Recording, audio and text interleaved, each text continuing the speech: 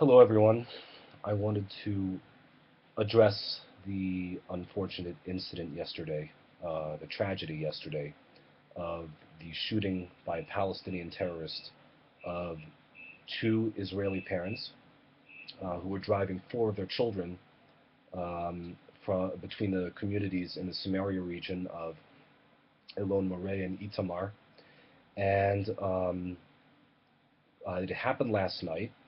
And while the couple was driving, they had the four other kids. They were aged 9 years old, 7 years old, 4 years old, aged the one who was 4 months old. And and I think there were two other kids as well. So now you have six orphans now who are who just lost their parents in a split few seconds. And what makes this so tragic is that four of these kids who were so young and so little saw the killing of their parents in front of their eyes, and they have to, not just them, but the rest of their relatives and the rest of even the country here, we have to continue celebrating this really joyous holiday, the festival of Sukkot, which is also known as the Feast of Tabernacles, and we have to rejoice. Despite we have a basic principle that you rejoice on holidays no matter what, despite this such a tragic incident like this happening. And I think that this is kind of telling of like a story of the Jewish people in many ways, because the Jewish people very often have to balance out contradictory emotions, one of happiness and one of mourning. And this is, I guess, another one of countless examples that we have to do, balancing out happiness and mourning.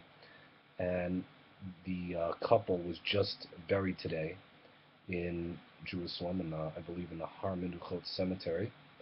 Um, and I just have to say a few other comments on this, is that a lot of people out there are going to, and I've seen it already on social media, some BDS activists have not only justified what, not all of them obviously, but some of them have not only justified what this terrorist did, but also celebrated it.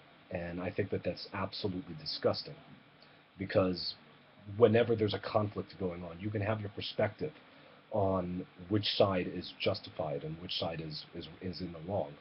And that's completely understandable to think that Israel is completely unjustified in this whole conflict, although I think it's much deeper than that.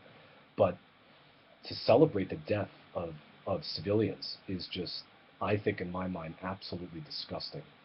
I believe about a year ago, when Israel went and launched its campaign in Gaza, Operation Protective Edge, and also a few other times when Israel has launched its military operations, I believe that's completely justified, and I believe that Israel had every right to go in there and stop whatever terrorism it was facing at the time, during each campaign.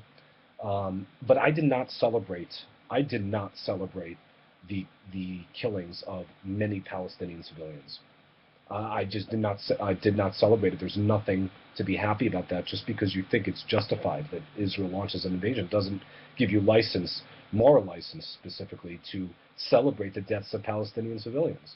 And the same thing here. You think that, okay, you believe that that the Palestinians have a right to resist against supposedly the Israeli occupier. That's that's an understand. I don't want to say justified here, but that's an understandable perspective on the situation. Okay, you believe that that's a form of resistance, but to celebrate to celebrate the death of civilians, I think is just awful. But I'm hoping that somehow this does not burst out into even more violence. It's gotten pretty violent, and I just hope that we can eventually reach peace here.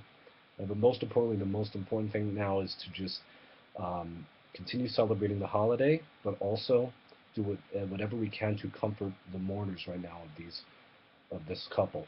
And we as a society should help these poor innocent children. Um, I'd like to wish everyone a Shabbat Shalom and a good and peaceful holiday.